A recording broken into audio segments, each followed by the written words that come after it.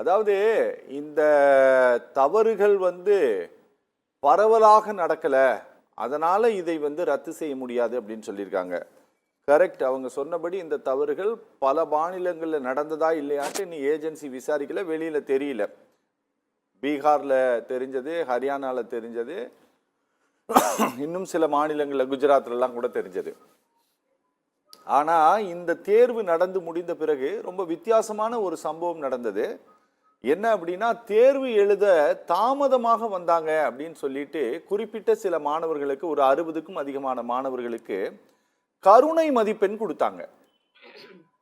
இது இந்த சிஸ்டத்திலேயே இல்லாத ஒரு நடைமுறை. இதை நீதிமன்றம் கவனிக்கலையா, இல்லை அதை ஒரு பெரிதாக இது ஒரு பெரிய விஷயம் இல்லைன்ட்டு அவங்க நினைச்சுக்கிட்டாங்களா?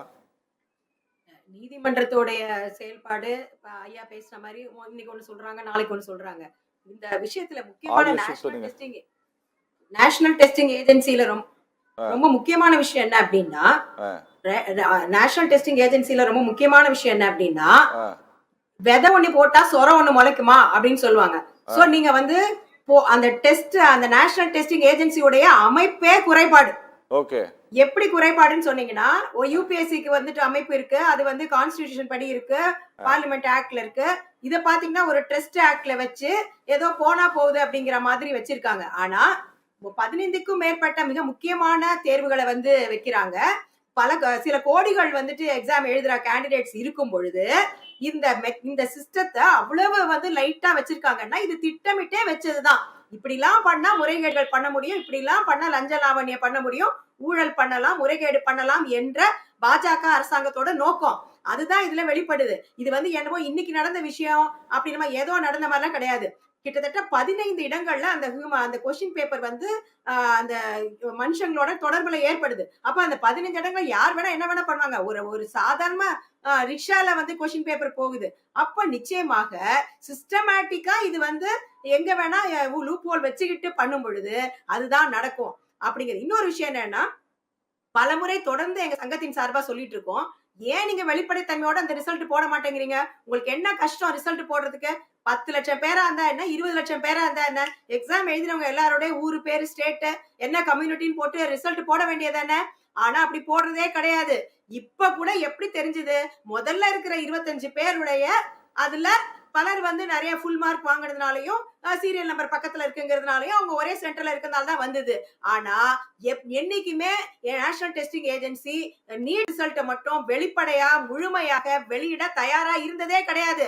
அப்ப அவங்களுடைய மனசு அது தெரிஞ்சுக்கோங்க. அப்ப ஊழல் பண்றதுக்காக தான் அந்த அமைப்பை வச்சிருக்காங்க, திட்டமிட்டு செய்யப்பட்டிருக்கிறார்கள். இப்ப சுப்ரீம் கோர்ட் சொன்னதுக்கு அப்புறம் இவ்வளவு பிரச்சனை வந்த உடனே நாம கேட்டது ஸ்டேட் வைஸ் ரிப்போர்ட். நீங்க தமிழ்நாட்டுல எத்தனை பேர் எழுதிருக்காங்க, எத்தனை மார்க் வாங்கியிருக்காங்க, என்ன ஏதுன்னு சொல்லுங்கன்னு. அத கூட இல்ல, சென்டரா உங்களுக்கு ரிசல்ட் எல்லாம் இப்ப சொல்ல முடியுது என்றால் அப்ப உங்கள்கிட்ட எல்லாம் இருக்கு, டெக்னாலஜி இருக்கு. ஒரு ஃபில்டர் போட்டா எந்த ஸ்டேட்னு தெரியும், ஒரு ஃபில்டர் போட்டு தட்டினா எந்த சென்டர்னு தெரியும். எல்லாத்தையும் வச்சுட்டு நீங்க வெளிப்படைத்தன்மையோட நடந்துக்கல.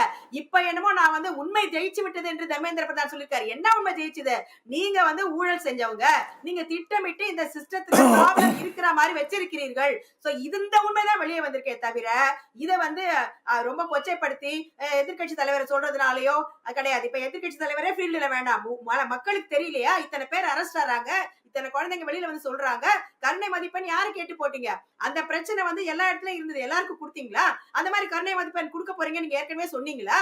ஆக நீங்க மாட்டினதுக்கு அப்புறம் இல்லாஜிக்கா இந்த மார்க் வர வாய்ப்பே இல்லைன்னு சொன்னதுக்கு அப்புறம் நீங்க சொல்றீங்க. ஆக ஒட்டுமொத்தமாக வெளிப்படைத்தன்மை கிடையாது. மொத்தம் இவ்வளவு பெரிய அமைப்புக்கு வெறும் 25 பேர் தான் பர்மனன்ட் எம்ப்ளாயிஸ் இருக்காங்க. கோடிக்கணக்கானோர் பரீட்சை எழுதுறாங்க, கோடிக்கணக்கான ரூபாய் வருது. அப்படி இருக்கும் பொழுது ஒரு அமைப்பை திட்டமிட்டு மோசமாக ஊழல் செய்வதற்காகவே பயன்படுத்தி இருக்கிறார்கள். சோ அதன் அடிப்படையில இப்படி வச்சிருந்தா இப்படிதான் வரும். கைப்பொண்ணுக்கு கண்ணாடி தேவையில்லை. நீங்க நான் சொல்றேன், எக்ஸாம் சென்டர்ல கம்ப்யூட்டர் பேஸ்ட் ஆன்லைன் எக்ஸாம் வைங்க.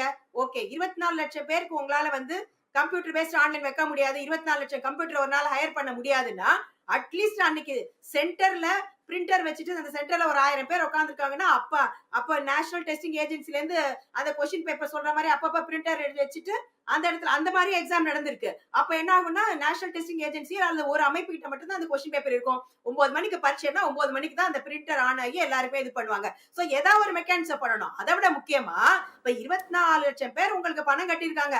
23 லட்சம் பேர் பரீட்சை எழுதியிருக்காங்க. இந்த பணத்தெல்லாம் என்ன பண்றீங்க? சோ இதுல ஏன் இவ்வளவு அதிகமாகுது? ஆரம்பத்துல 15 லட்சம் 16 லட்சம் இப்ப ஏன் 24 லட்சம் வருது? பாஜக அரசுக்கு பணத்தாசை எப்படி எப்படி பணத்தை புடுங்கணும்னு பாக்குறாங்க. இப்ப நீட் எக்ஸாம் எழுதுறதுக்கு உச்ச வரம்பு வயசு கிடையாது. அப்ப ஸ்டூடெண்ட் எழுதுறான், வாத்தியார் எழுதுறான், ரிட்டையர் ஆனவனே எழுதுறான். அப்ப எவ்வளவு யார் வேணா எழுதுங்க, எத்தனை பேர் வேணா அப்ளை பண்ணுங்க, எத்தனை லட்சம் இருந்தாலும் பரவாயில்ல, எனக்கு காசு தான் வேணும். ஆனா அந்த காசை நான் முறையாக செலவு பண்ணி இந்த டெஸ்ட ஒழுங்கா நடத்த மாட்டேன் அப்படின்னா இது எங்க போய் சொல்றது? ஆகவே இது திட்டமிட்ட பாஜக அரசோட ஒன்றிய அரசோடைய ஃபெயிலியர். இது அவங்க ஊழல் பண்ணணுன்றதுக்காக தான் பண்ணிருக்காங்களே ஒழிய இது வந்துட்டு சுப்ரீம் கோர்ட் வந்து எக்ஸாமை கேன்சல் பண்ணலங்கிறதுக்காக வேண்டி சுப்ரீம் கோர்ட் வந்து இவங்களுக்கு வந்து பெருசா சர்டிபிகேட் எதுவும் கொடுக்கல. அந்த அது வந்து அது எல்லாருக்குமே தெரிஞ்ச விஷயம். ஆகவே ஏன் சுப்ரீம் கோர்ட் அப்படி சொல்லிருக்கு அப்படின்னா மே மாசம் 5ஆம் தேதி எக்ஸாம் எழுதினாங்க. இன்னைக்கு ஆகஸ்ட் 2ஆம் தேதி. அப்படியே மறு தேர்னா கூட என்னைக்கு சொல்வீங்க? அந்த பிள்ளைங்களா என்ன பிள்ளைங்களா இல்ல வேணா மெஷினா உட்கார்ந்துட்டே இருப்பாங்களா? தவறு செய்தவர்கள் கொஞ்சம் பேரு, ஆனா தண்டனை அனுபவிக்க பேர் எத்தனை லட்சக்கணக்கானவர். ஆகவே நீங்க தர்மேந்திர பிரதான் வந்து இந்த பிரச்சனையை ஒத்துக்கிறதுக்கே ஒரு 15 நாள் ஆச்சு. ஒண்ணுமே நடக்கலன்னு சொல்லிட்டு ஒரு டினையல் மோட்ல இருந்து அப்புறம் லேசா வந்து அதுக்கப்புறம் இப்ப வந்துட்டு இன்னைக்கு என்ன உண்மை வெளிச்சத்துக்கு வந்து என்று மாத்தட்டி கொள்கிறார். ஆகவே இவங்க அரசு நடத்துவதற்கே இப்ப நாங்க தர்மேந்திர பிரதான் நீ நியாயமா பாத்தீங்கன்னா அவர் தான் ரிசைன் பண்ணணும்.